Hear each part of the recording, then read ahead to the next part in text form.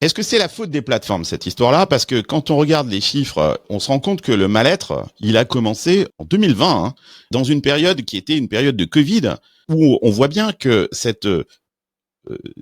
détérioration de la santé mentale, notamment chez les plus jeunes, s'est accélérée au moment du Covid. Moi, ce que j'ai très peur, je vous le dis, c'est que on fasse le procès de ces plateformes d'intelligence artificielle et qu'on ait trouvé là un bouc émissaire parfait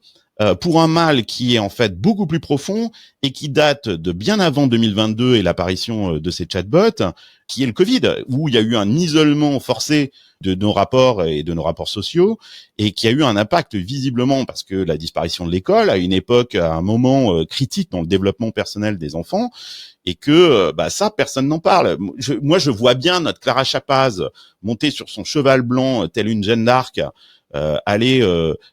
pourfendre les plateformes de réseaux sociaux ou d'IA en brandissant le DSA et l'AI Act, sans se poser la question de savoir est-ce que tout ça ne date pas finalement du Covid et est-ce qu'il n'y a pas une relation entre Covid et cette dépression chez les ados?